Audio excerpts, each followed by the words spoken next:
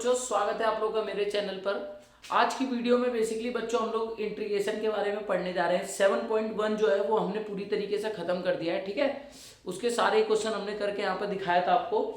अब हम next video में आपको 7.2 जो एक्सरसाइज एनसीईआरटी की जो एक्सरसाइज है 7.2, इससे रिलेटेड जो क्वेश्चन है, इसमें जो क्वेश्चन है उसको हम देखेंगे करके कि किस तरीके से सॉल्व हो सकते हैं।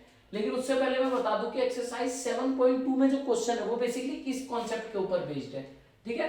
तो इंटीग्रेशन में जब हम लोग इंटीग्रेशन यूज करते हैं, मतलब इंटीग्रेशन का जब हम लोग क्वेश्चन को सॉल्व करते हैं तो उसके कई सारे मेथड होते हैं क्वेश्चन को सॉल्व करने के, ठीक है। तो वहीं पे हम एक इसके मेथड के बारे में बात करेंगे जो कि कहलाता है सब्स्टिट्यूशन मेथड। क्या कहलाता है बच्चों? Substitution method. किसी भी फंक्शन का बेसिकली किसी भी फंक्शन का अगर मुझे इंटीग्रल निकालना है तो हम लोग वहां पे सब्स्टिट्यूशन मेथड की मदद से हम उसका इंटीग्रल फाइंड आउट कर सकते हैं। अब क्वेश्चन ये अराइज होता है कि सब्स्टिट्यूशन मेथड है क्या बेसिकली। तो देखिए, जैसे कि अभी हमने लास्ट वीडियो में अपने देखा था एक्सरसाइज 7.1 के जब हम क्वेश्चन कर रहे थे तो वहां पे जो हमारे फंक्शन थे बेसिकली, जैसे जो फंक्शन f(x) था जिसका हमें x के रेस्पेक्ट में इंटीग्रल फाइंड आउट करना होता था dx के रेस्पेक्ट में, ठीक है। ये वेरिएबल होता था x जिसके रेस्पेक्ट में हम लोग इंटीग्रल फाइंड आउट करते थे। तो जो फंक्शन था ना उसका हमें डायरेक्ट इंटीग्रल पता था। जैसे कि मैंने वहां बताया था कि sin x है, तो sin x का क्या होता है बच्चों इंटीग्रल, तो डायरेक्ट हमें पता था कि माइनस cos x होता है, ठीक है बच्चों। तो यहाँ पर डायरेक्ट पता था तो हमने उसका यूज कर लिया। बट अब कुछ ऐसे फंक्शन आ जाएंगे ना जिनका आप डायरेक्ट नहीं निकाल सकते इंटीग्रल, तो वहां पे यूज होता है बेसिकली बच्चों सब्स्टिट्यूशन मेथड। ये होता क्या है, सपोज करिए एक फंक्शन है f(x), ठीक है, इसका x के रेस्पेक्ट में इंटीग्रल फाइंड आउट करना है आपको। तो सब्स्टिट्यूशन मेथड में क्या करते हैं हम लोग बेसिकली, इसका जो ये वेरिएबल है ना हम उसको किसी अनदर वेरिएबल में चेंज कर लेते हैं। सपोज करो t, ठीक है, वेरिएबल को हम लोग किसी अनदर वेरिएबल के साथ रिप्लेस कर देंगे या सब्स्टिट्यूट कर देंगे और यहाँ पर हमारा एक नया फंक्शन क्रिएट हो जाता है जिसका हमें क्या निकालना होता है, इंटीग्रल फाइंड आउट करना होता है, ठीक है।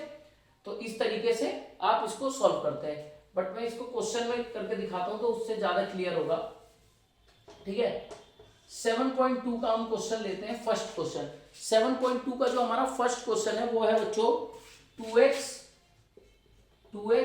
1 प्लस एक्स स्क्वायर। ये इस तरीके से एक फंक्शन दिया हुआ है जिसका मुझे पूछा गया है find the integral of this function. तो देखिए बच्चों यहाँ पर आप कैसे करेंगे। अब यहाँ पर कोई ऐसा फॉर्मूला तो है नहीं डायरेक्ट कि आपने उसका मतलब इंटीग्रल निकाला और आपको डायरेक्ट वैल्यू मिल जाए। तो हम यहाँ पे कैसे रिप्लेस कर सकते हैं, तो अगर आप ध्यान से देखें इस वाले फंक्शन को, डिनोमिनेटर में जो वैल्यू 1 प्लस 2x स्क्वायर, अगर मैं इस पूरे फंक्शन में जो ये वैल्यू है 1 प्लस एक्स स्क्वायर, इसको मैं क्या एज्यूम कर लेता हूँ बच्चों, एक नया फंक्शन, नया वेरिएबल जो कि है t। मैंने क्या करा 1 प्लस एक्स स्क्वायर को t के इक्वल रख दिया, ठीक है। तो t के इक्वल रखने से होगा क्या बच्चों, जब हम इसको डिफरेंशिएट करेंगे both side, differentiate both side, ठीक है। डिफरेंशिएट बोथ साइड करने पे बच्चों आपको क्या मिलेगा, 1 का कांस्टेंट का क्या होता है 0 डिफरेंशिएशन, और x स्क्वायर का क्या होता है बच्चों 2x, ठीक है। और जब x इसका dt का करेंगे बच्चों तो ये हो जाएगा dt upon dx। Differentiate both side with respect to x, यहां पर लिख देंगे differentiate both side with respect to x। हमने इस वाले को क्या करा, x के रेस्पेक्ट में डिफरेंशिएट कर दिया दोनों तरफ। तो यहां पर हो गया 0 plus 2x is equal to dt by dx, ठीक है। अब अगर यहां पर वैल्यू देखो बच्चों 2x यहां पर आ रहा है वैल्यू और dx भी है, तो अगर dx को मैं इंटू में भेज दूं इधर तो ये क्या हो जाएगा 2x into dx is equal to dt, ठीक है बच्चों। तो इसे ही बोलते हैं सब्स्टिट्यूशन मेथड। अब हम क्या करेंगे अपने क्वेश्चन में, हमें क्वेश्चन में जो ऊपर वैल्यू थी सिमिलर वैल्यू उसकी dt की आ गई है, तो हम इसको यहाँ पे ले जाकर रिप्लेस कर देंगे। तो ये क्या हो जाएगा बच्चों dt अपॉन इस पूरे को बच्चों क्या माना गया था t। तो देखिए ये जो मेरा पूरा फंक्शन था वो एक नए फंक्शन में जाके कन्वर्ट हो गया, ठीक है। तो 1 अपॉन टी का जब डायरेक्ट, अब देखिए यहाँ पर आपको क्या है डायरेक्ट इंटीग्रल पता है 1 अपॉन टी का, तो होता क्या है बच्चों 1 अपॉन टी का log t प्लस c, ठीक है। अब t को हमने क्या एज्यूम किया था 1 प्लस एक्स स्क्वायर, तो जब आप इसकी वैल्यू पुट कर देंगे यहाँ पर log 1 plus x square plus c, तो ये हमारा फाइनल आंसर आ गया पहले क्वेश्चन का, ठीक है। तो बेसिकली इस क्वेश्चन में किया क्या गया है बच्चों, तो यहाँ पर कोई डायरेक्ट मेथड ना होने की वजह से यहाँ पर हमने क्या किया, इसको रिप्लेस कर दिया है, ठीक है।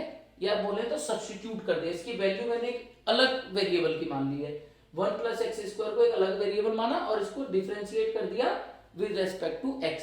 तो इसी तरीके से हम लोग क्वेश्चन में एज्यूम करेंगे एक अलग वेरिएबल के टर्म में और उसको डिफरेंशिएट कर देंगे, देन अपना आंसर फाइंड आउट कर लेंगे। ठीक है, देखिए नेक्स्ट क्वेश्चन देखते हैं इसका एक्सरसाइज का।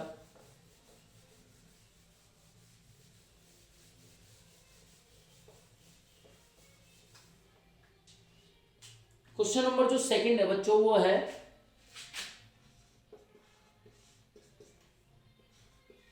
log, यहां पर नहीं है, log x² अपॉन x, ये है वैल्यू। ठीक है, अब मुझसे पूछा कि इसका find the integral of this function, मुझसे इसका इंटीग्रल पूछा है बेसिकली। तो हम क्या करेंगे बच्चों, यहाँ पर देखिए आपसे वैल्यू ये पूछी गई है, तो देखिए डायरेक्ट ना होने के, अगर खाली यहाँ पर ये वाली टर्म नहीं होती 1/x होता तो हम सीधा log x लिख देते, बट यहाँ पर क्या है log x² अपॉन x। तो हम क्या करेंगे, देखिए अगर log x का आपको डिफरेंशिएशन पता है ना बच्चों, तो डिफरेंशिएशन क्या होता है log x का 1/x, तो हो सकता है 1/x के वाली वैल्यू हम पुट कर सकते हैं, मतलब सब्स्टिट्यूट कर सकते हैं। तो हम क्या लिखेंगे यहाँ पर, लेट log x = t, एक नया वेरिएबल मान लिया इसको, x को यहाँ पर एक नया वेरिएबल मान लिया t के इक्वल। तो जब हम इसको डिफरेंशिएट करेंगे, differentiate both side with respect to x, तो जब हम दोनों तरफ डिफरेंशिएट करेंगे तो ये हो जाएगा 1/x = इधर हो जाएगा dt/dx। ठीक है, अब अगर मुझे dt की वैल्यू चाहिए, बेसिकली क्या होता है ना बच्चों, जब आपने एक नया वेरिएबल माना है तो आपने x की जगह पे तो t मान लिया, तो ये जो dx है ना जिसके रेस्पेक्ट में हम इंटीग्रल कर रहे थे, हमें उसको भी चेंज करना होता है, जो नया वेरिएबल आया उसके रेस्पेक्ट में मुझे इंटीग्रल करना होता है। इस वजह से मुझे यहाँ से dt की वैल्यू फाइंड आउट करनी पड़ती है। तो dx को ऊपर भेजेंगे तो ये हो जाएगा dx/x = dt। तो मैं क्वेश्चन में क्या होगा, dx/x है ना, इसकी जगह पे मैं dt पुट कर सकता हूँ। तो यहाँ पर देखिए बच्चों क्या हो जाएगा, log x², log x को मैंने t माना था, तो यहाँ पर हो जाएगा t², और dx/x क्या है बच्चों यहाँ पर dt। तो देखिए इसका इंटीग्रल आपको फाइंड आउट करना है, नया वेरिएबल में कन्वर्ट हो गया, ये मेरा जो पूरा फंक्शन था एक नए वेरिएबल में कन्वर्ट हो गया। तो अब t² का आप इजीली निकाल सकते हैं, t² का क्या होता है बच्चों इंटीग्रल, तो t³ + c, ये आ गई वैल्यू। अब यहाँ पर t की जब वैल्यू आप पुट कर दोगे, t को मैंने क्या माना था log x, तो यहाँ पर हो जाएगा log x³ अपॉन 3 + c, ये मेरा फाइनल आंसर आ गया सेकंड क्वेश्चन का। ठीक है, तो इस तरीके से आप सब्स्टिट्यूशन मेथड का यूज करके इंटीग्रल फाइंड आउट कर सकते हैं। ठीक है, अगला क्वेश्चन करके देखते हैं बच्चों, इसको आप कॉपी में नोट डाउन कर लीजिए, बहुत ही इजी ट्रिक है सब्स्टिट्यूशन मेथड की। सिर्फ आपको जो वैल्यू सब्स्टिट्यूट करनी है वो रखनी आनी चाहिए, और उसके लिए आपको डिफरेंशिएशन वाला जो पार्ट है ना बच्चों, जो मैंने आपको वीडियोस डाल भी रखी है यूट्यूब पर, डिफरेंशिएशन को आप अच्छे से सीखें। अगर आपको डिफरेंशिएशन आता है तो आप बहुत इजीली एज्यूम कर सकते हैं कि किस पार्ट को हमें लेट करना है t के इक्वल। ठीक है, क्योंकि वहीं से हमें आधा क्वेश्चन का हिंट वहीं से मिलता है। तो जैसे नेक्स्ट क्वेश्चन देखते हैं, क्वेश्चन नंबर जो थर्ड है बच्चों वो है find the integral of this function x + x log x, और इसका dx के टर्म में क्या निकालना है, मतलब x के टर्म में हमें इंटीग्रल फाइंड आउट करना है। तो देखिए अगर आपको डिफरेंशिएशन आता है तो आप कहोगे बच्चों इसमें देखिए t किस पार्ट को माने, अगर आप x को मानते हैं तो x का 1 हो जाएगा, कुछ पार्ट कैंसिल आउट नहीं होगा, log x मानेंगे तो 1/x मिलेगा। तो इस टाइप के क्वेश्चन में हमें बनाना पड़ता है खुद से। जैसे आप यहाँ पर अगर ध्यान से देखें तो यहाँ पर आप x कॉमन ले सकते हैं, तो यहाँ पर बच्चों क्या हो जाएगा, ये 1 + log x इंटू dx। अब इससे होगा क्या, देखिए 1/x मुझे अलग मिला ना, तो 1/x अलग मिलते ही दैट मींस log x को मुझे t मानना पड़ेगा। तो यहाँ पर 1 + log x है, तो 1 का डिफरेंशिएशन 0 होता है क्योंकि वो कांस्टेंट है, तो हम इस पूरे टर्म को ही क्या मान लेंगे, लेट 1 + log x = t। ठीक है बच्चों, तो 1 का डिफरेंशिएशन 0, log x का डिफरेंशिएशन जब करेंगे हम लोग तो 1/x = dt का x के रेस्पेक्ट में क्या हो जाएगा डिफरेंशिएशन, dt/dx। ठीक है, अगर यहाँ से dt की वैल्यू फाइंड आउट करनी है तो dx को ऊपर भेजना होगा, dx/x = dt, आ गई dt की वैल्यू। अब हम ये वैल्यू ले जाकर यहाँ पर सिंपली क्या करेंगे, पुट कर देंगे। तो देखिए 1/x इंटू डी एक्स क्या है बच्चों, डी टी, और इस पूरे को मैंने क्या मान रहा था, टी के इक्वल। तो ये इंटीग्रल फाइंड आउट करना है। इस पूरे फंक्शन को मैंने एक नए वेरिएबल में कन्वर्ट कर दिया। 1/t कितना होता है बच्चों, log t, और इंटीग्रेशन में एक c आता है, कांस्टेंट c, t की वैल्यू यहाँ पर पुट कर दी थी सिंपली। t को हमने क्या एज्यूम किया था, 1 प्लस लॉग एक्स, तो यहाँ पर हो जाएगा log 1 plus log X plus C. ठीक है, तो इतना इजी तरीके से आप एग्जाम में बिना अपना टाइम वेस्ट किए क्वेश्चन को आसानी से कर सकते हैं। ठीक है, बस इतना सा कॉन्सेप्ट आपको क्लियर रखना है कि अगर कोई भी फंक्शन ऐसा मिलता है जिसका आपको डायरेक्ट इंटीग्रल नहीं पता, तो वहां पे ऑलवेज सब्स्टिट्यूशन मेथड का यूज। इसके अलावा और भी मेथड है बेसिकली, जैसे हमारा पार्शियल फ्रैक्शन मेथड आएगा, वो सब आगे हम सीखेंगे वन बाय वन, लेकिन सब्स्टिट्यूशन मेथड में इस तरीके से क्वेश्चन को सॉल्व करते हैं। ठीक है, देखते हैं नेक्स्ट क्वेश्चन को, क्वेश्चन नंबर 4।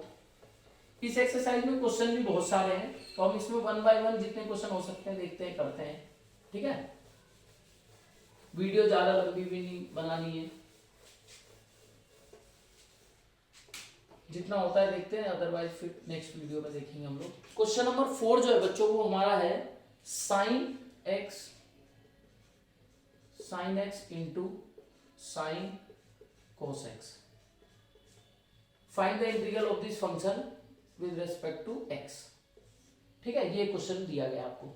तो देखिए बच्चों, इसमें भी सेम चीज है, दोनों मल्टीप्लाई में फंक्शन बेसिकली। डायरेक्ट मुझे साइन एक्स का पता है लेकिन मल्टीप्लाई में जो कोस एक्स है उसके साथ, उसका अगर कैसे इस्तेमाल करेंगे, यहाँ पे कोई प्रोडक्ट रूल तो लगेगा नहीं, तो हम यहाँ पर यूज करेंगे क्या, सब्स्टिट्यूशन मेथड।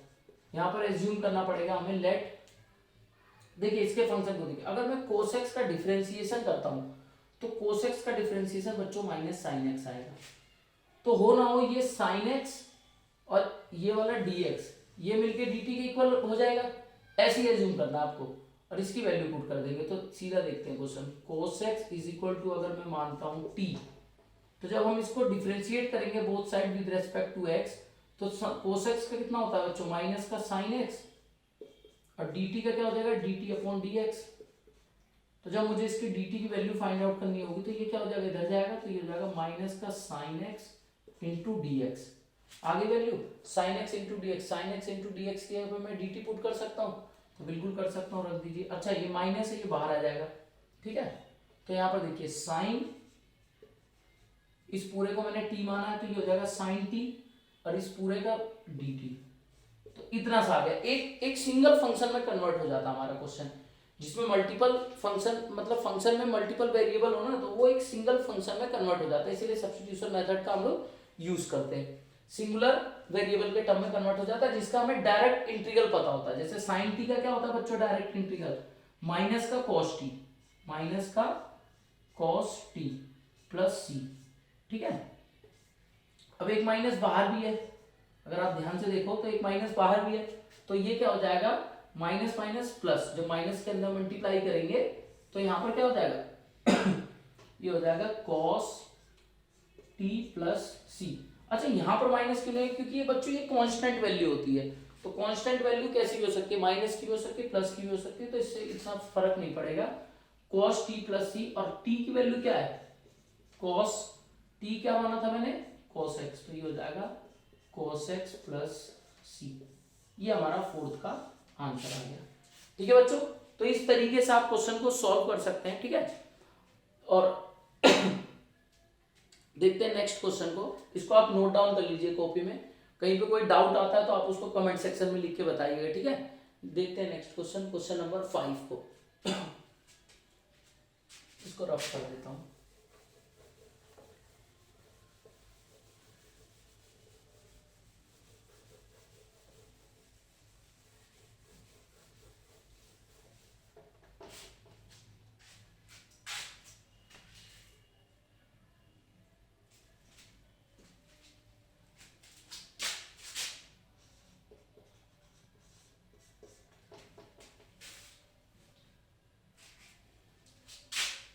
क्वेश्चन नंबर 5 बच्चों है sine A X plus B into cos A X plus B.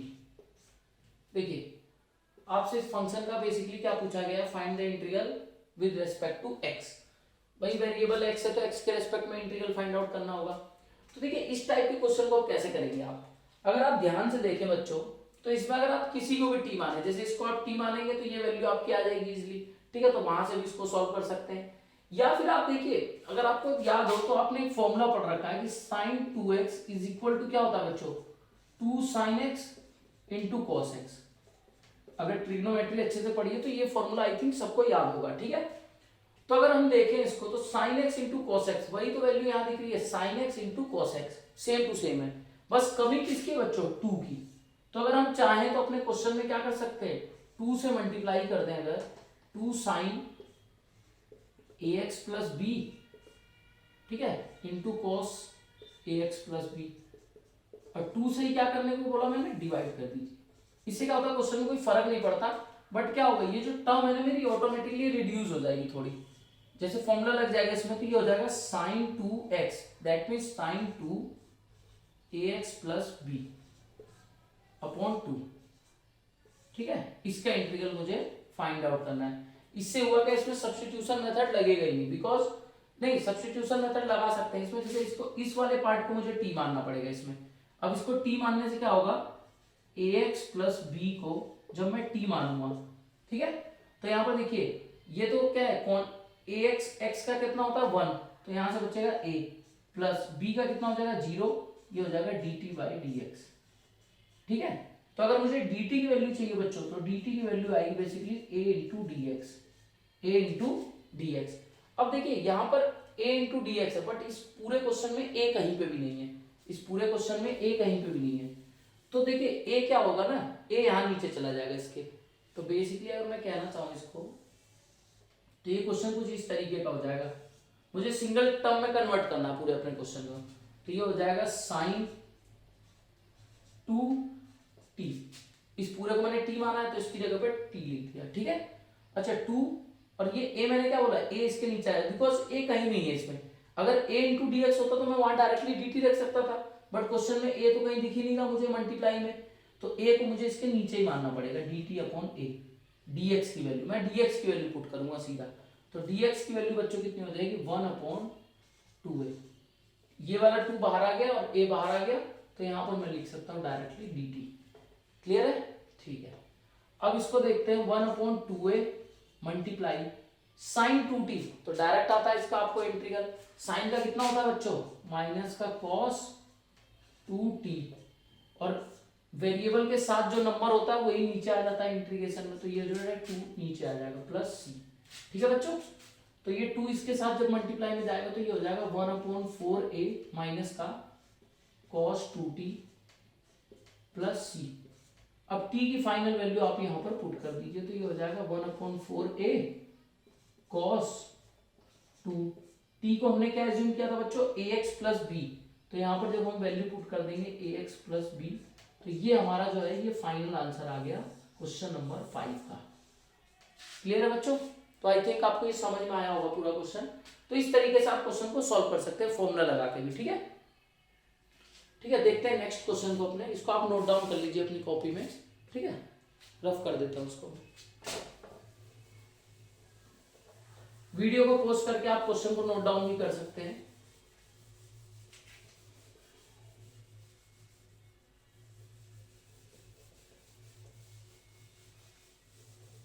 Question number 6 को देखते हैं थोड़ा।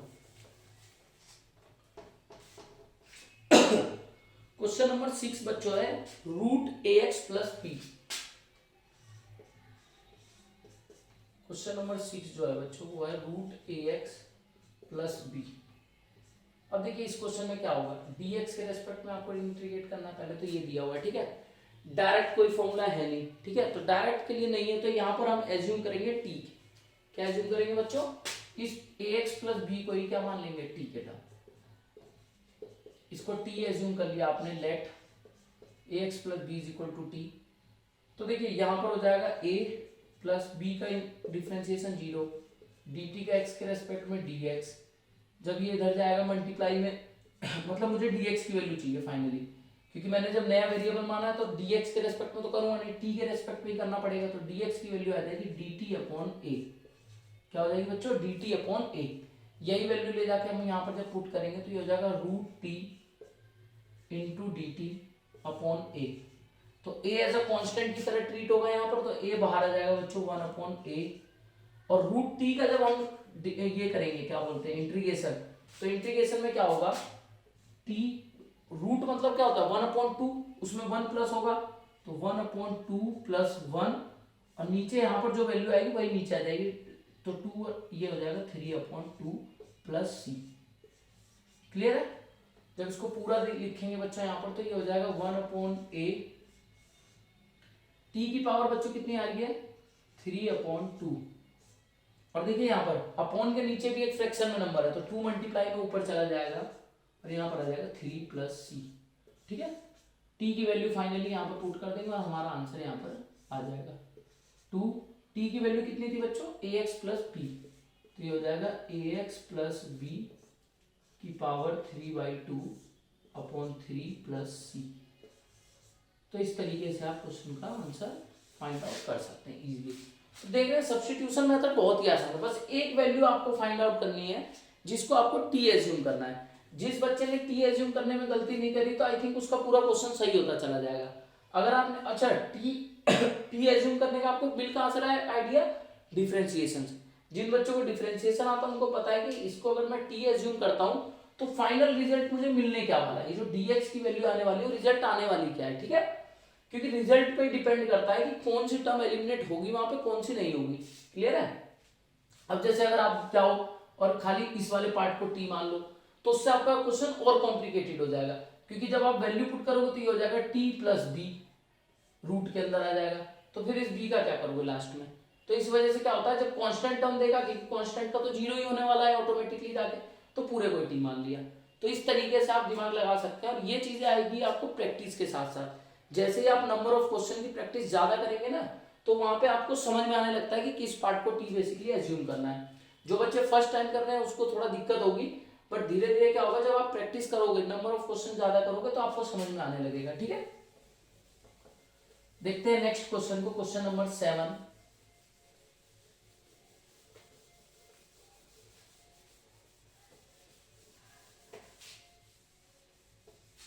क्वेश्चन नंबर 7 क्या है बच्चों हमारा, x root x plus 2।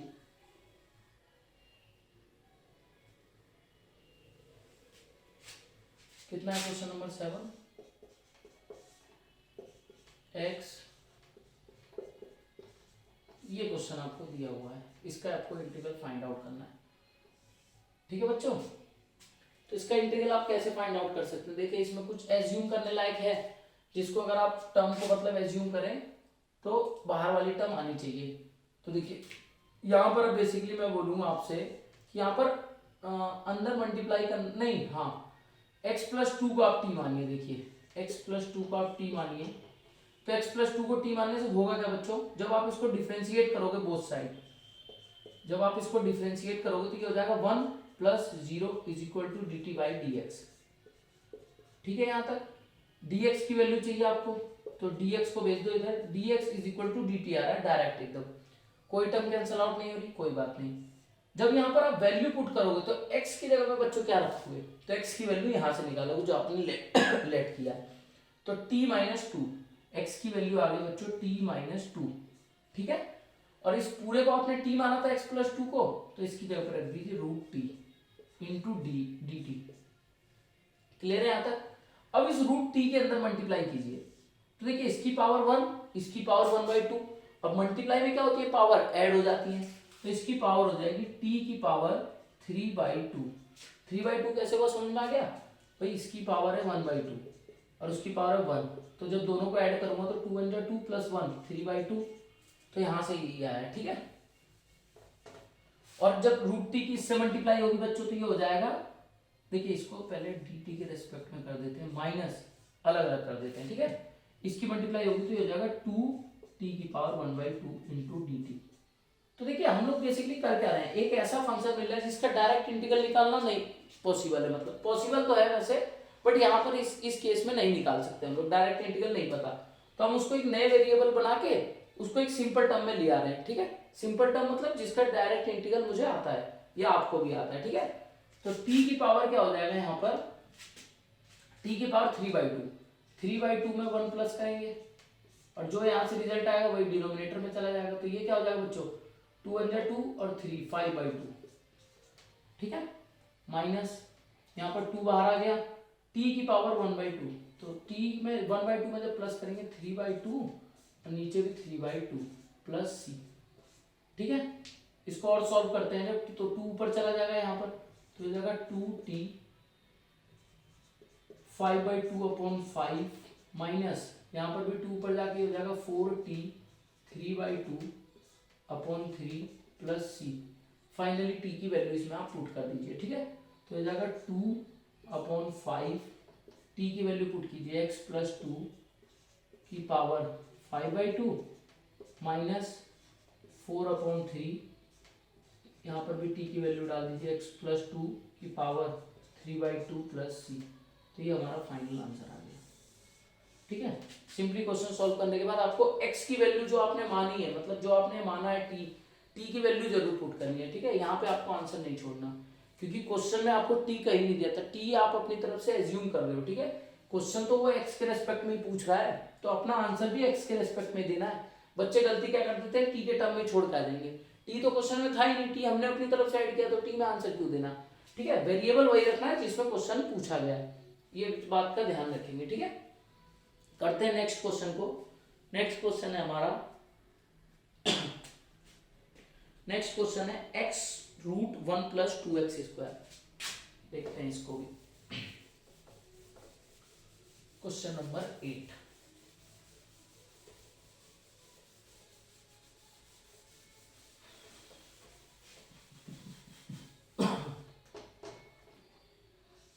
Question number 8, question number 8 क्या था, x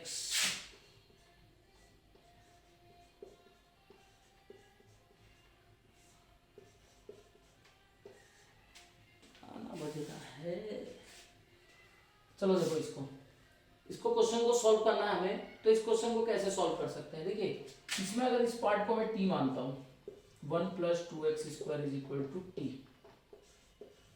तो होगा क्या, ये 0 हो गया, प्लस ये मल्टीप्लाई में आ जाएगा 4x = dt/dx। यहां तक कोई डाउट नहीं है, ठीक है।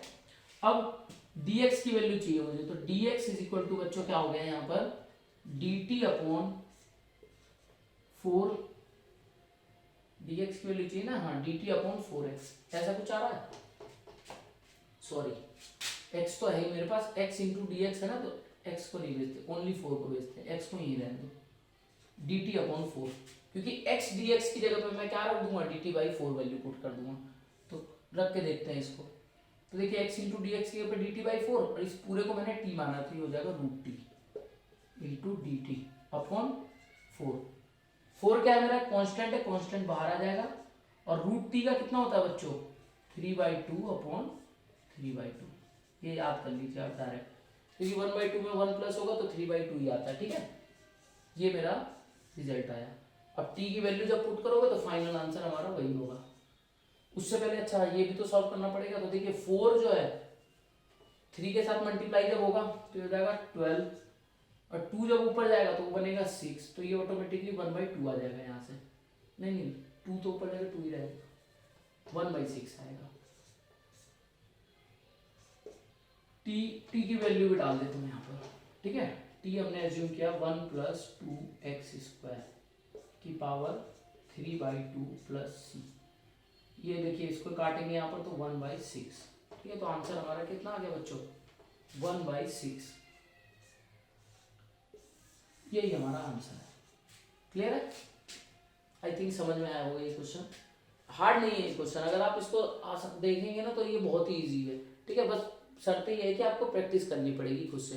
फर्स्ट टाइम जब देखते हैं तो क्वेश्चन तो हार्ड लगते ही है, ठीक है। बोर्ड पे, अच्छा बोर्ड पे करते टाइम क्वेश्चन बहुत इजी लगेगा, बट जब आप खुद से करके देखोगे तब पता चलेगा कि क्वेश्चन में बेसिकली आएगा, जब समझ में नहीं आएगा कि t किसको एज्यूम करना है। और वो चीजें कब समझ में आएगी, जब आप प्रैक्टिस करोगे। मैथ्स में एक ही चीज की जरूरत होती है, वो है सिर्फ प्रैक्टिस। जितनी ज्यादा प्रैक्टिस करो उतनी कम है, ठीक है। ज्यादा प्रैक्टिस करते रहो क्वेश्चनों की। देखते हैं नेक्स्ट क्वेश्चन अब अपना, जो कि हमारा क्वेश्चन नंबर 9।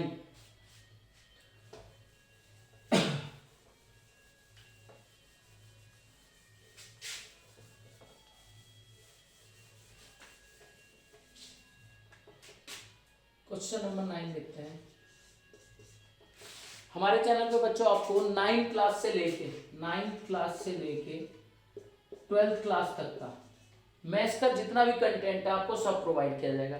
अभी क्या है कि चैनल पे धीरे धीरे मैंने वीडियो अपलोड करना चालू किया है, तो एक साथ तो सारी वीडियो अपलोड हो नहीं सकती, तो अभी हम लोग बेसिकली 12th का लेके चल रहे हैं, ठीक है। अभी बीच में मैं 10th की भी वीडियो अपलोड करूंगा, ठीक है। लेकिन जो हमारा न्यू सेशन स्टार्ट होगा 2023 और 2024 का, तब तक मैं क्या करूंगा, सीरीज बना दूंगा। बेसिकली 9th की वीडियोस अलग अपलोड होंगी, 10th की अलग करूंगा अपलोड, 11th की अलग करूंगा और 12th की अलग करूंगा।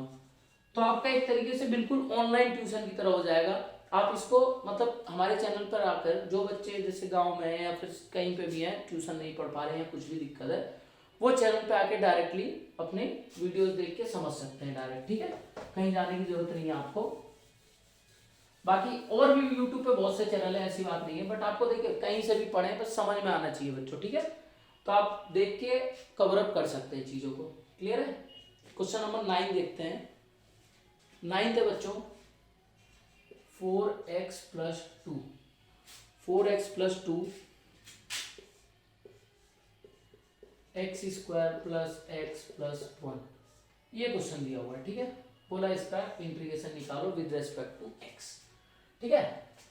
तो देखिए अगर इसको आप ध्यान से देखें तो इस वाले पार्ट को अगर मैं टी मानता हूं, अच्छा देखिए ऐसे टाइप के क्वेश्चन में ना रूट के अंदर जो उसको टी मानने में ज्यादा बेनिफिट होता है, ठीक है। तो रूट के अंदर वाले पार्ट को टी माना कीजिए। तो अगर आप इसको ध्यान से देखें तो ये क्या है, इसको अगर मैं टी मान लूं तो यहां से क्या मिलेगा डिफरेंशिएशन करते टाइम 2x प्लस 1, तो यहां पर क्या है 4x प्लस 2। अगर मैं यहाँ पर 2 कॉमन ले लूं तो यही टर्म बन जाएगी या नहीं बनेगी, तो बिल्कुल बनेगी। तो इसी तरीके से हम लोग को हेल्प लेनी है, ठीक है। तो ये जब आप क्वेश्चन करते हैं ना तब आपको समझ में आती है चीजें। यहां पर देखिए 2 कॉमन ले लीजिए यहां पर, तो ये हो जाएगा 2x प्लस 1। आगे इस टाइप का क्वेश्चन मेरा है x square plus X plus 1 into D x, ठीक है।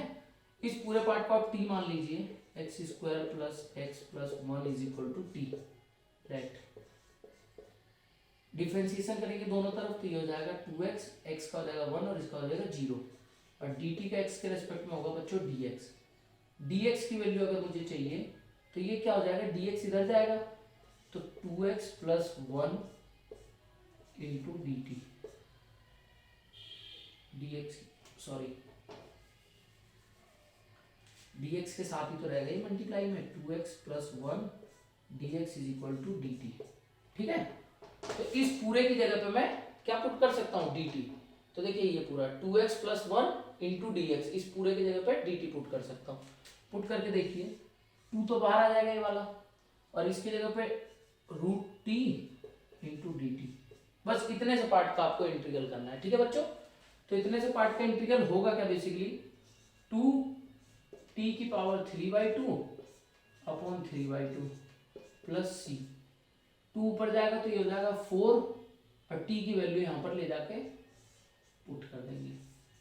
t की वैल्यू क्या थी बच्चों 4/3, t एज्यूम कहाँ किया ये रहा, तो t की वैल्यू यहाँ पर डायरेक्ट पुट कर देंगे तो हो जाएगा x square plus X plus 1 की पावर 3/2 प्लस c, ये आंसर आ गया, ठीक है बच्चों। ये हमारे क्वेश्चन नंबर 9 का आंसर है, नोट डाउन कर लीजिए आप इसको। नेक्स्ट देखते हैं इसके बाद क्वेश्चन अपना 4/3 x square plus X plus 1 की पावर 3/2 प्लस c, सही है।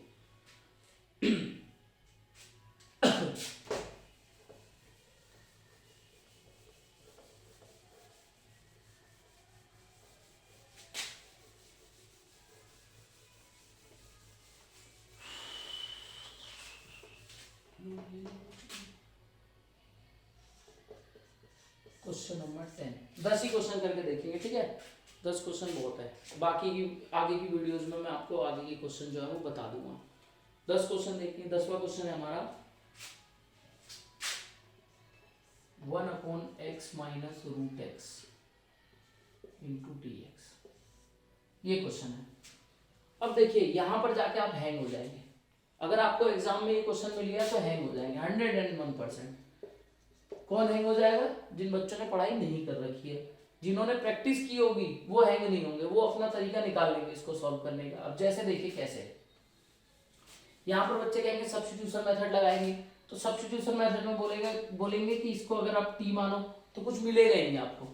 तो यहाँ पर क्वेश्चन को करने का बेस्ट तरीका ये है कि देखिए एक्स को आप इसको क्या लिख सकते हो, और इसको आप क्या कॉमन लेना है बेसिकली, मुझे मैं सिंपल बताऊंगा आपको, तो यहाँ पर मुझे कॉमन लेना है। और कॉमन कब आ सकता है? जब यहाँ पर भी रूट एक्स हो। तो रूट एक्स नहीं है तो कोई बात नहीं, एक्स को मैं ऐसे लिख सकता हूँ root X into root X, तो बिल्कुल लिख सकता हूँ ऐसे। होगा क्या इससे? रूट एक्स कॉमन आ जाएगा बाहर बच्चों, रूट एक्स क्या होगा बच्चों? कॉमन आ जाएगा। तो यहां से बचेगा root X minus one, root X minus one into D X. अब देखिए अब क्वेश्चन मेरा बन चुका है कि अब मैं अगर इस पार्ट को टी मान लूं, अगर रूट एक्स माइनस वन वाले पार्ट को मैं टी मान लेता हूं, एज्यूम करता हूं, तो जब डिफरेंशिएट करूंगा ना तो रूट एक्स का डिफरेंशिएशन बच्चों क्या होता है?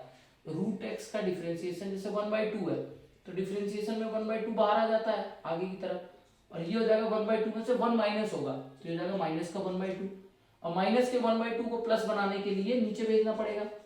तो अल्टीमेटली मुझे क्या मिलेगा? यहाँ पर ये टर्म मिल रही है 1/√x। तो देखिए 1/√x बाहर कॉमन में ऑलरेडी मौजूद है यहाँ पे, तो क्वेश्चन ऐसे सॉल्व होते हैं। ठीक है, यहाँ पर इस तरीके से हिंट मिलता है कि अगर यहाँ पर देखें कुछ कॉमन तो आ नहीं रहा, वो सॉरी मतलब किसी पार्ट को टी मानूंगा तो कोई ऐसी टर्म तो मिल नहीं रही जिसको मैं एलिमिनेट करने के लिए यूज कर सकूं। तो क्वेश्चन को हमें क्या बोलना? कॉमन लेना पड़ेगा, और कॉमन तभी ले सकते हैं जब दोनों में कोई ऐसी चीज हो कॉमन लेने लायक, तो हम इसको बना लेंगे इस तरीके से ताकि कॉमन ले लें। तो अब देखिए क्वेश्चन को आगे सॉल्व करते हैं। तो इसको टी माना, इसका क्या हो जाएगा बच्चों? डिफरेंशिएशन 1/2√x, और 1 का कितना होता है बच्चों? 0, dt/dx। ठीक है, मुझे तो dx की वैल्यू चाहिए, तो यहां पर देखिए ध्यान से 1/√x इंटू dx किसके इक्वल होगा? 1/√x इंटू dx जो है वो dt के इक्वल होगा। तो वैल्यू ले जाकर यहां पर पुट कर देंगे, ये हो जाएगा dt अपॉन, इस पूरे को मैंने t माना है, ये t हो जाएगा। और इसका आंसर कितना होगा बच्चों? log t। log t होता है 1/t का इंटीग्रल प्लस c, और log t की वैल्यू फाइंड आउट ओ पुट कर दीजिए जो आपने t माना है। t आपने माना है √x माइनस 1 को प्लस c। तो देखिए इस तरीके से हमारा क्वेश्चन का आंसर आ गया। तो घबराना नहीं है, क्वेश्चन को करना है सॉल्व। अब किसी तरीके से देखिए अगर आपको कॉन्सेप्ट क्लियर है ना बच्चों, तो आप कुछ ना कुछ करके उसको कर ही देंगे सॉल्व। कुछ ना कुछ इन द सेंस कि अपनी तरफ से कई बार बच्चों को नहीं समझ आता कि √x इंटू √x क्यों लिखा, तो वो आपको तब समझ में आएगा जब आप कॉमन लेना, मतलब आप समझेंगे क्वेश्चन का तरीका क्या है, अप्रोच क्या है क्वेश्चन को सॉल्व करने की। ठीक है, तो आज के लिए इतना ही रहने देते हैं क्वेश्चन नंबर 10 तक। ठीक है, अगली वीडियो में मैं इससे आगे के जो क्वेश्चन है वो आपको करके दिखाऊंगा, 11 से लेके इस एक्सरसाइज में बहुत क्वेश्चन है, वीडियो काफी लंबी हो जाएगी हमारी। ठीक है, तो इतना ही रहने देते हैं। ठीक है, मिलते हैं नेक्स्ट वीडियो में, तब तक के लिए बच्चों मन लगाकर पढ़ते रहिए। ठीक है, और कोई भी दिक्कत आती है, क्वेरी होती है, तो आप उसको कमेंट सेक्शन में लिखिए, हम वहाँ पर आपको रिप्लाई करेंगे। ठीक है बच्चों, आपकी प्रॉब्लम की सॉल्यूशन को फाइंड आउट करने का तरीका भी ढूंढेंगे कैसे करते हैं। ठीक है, मिलते हैं नेक्स्ट वीडियो में, धन्यवाद।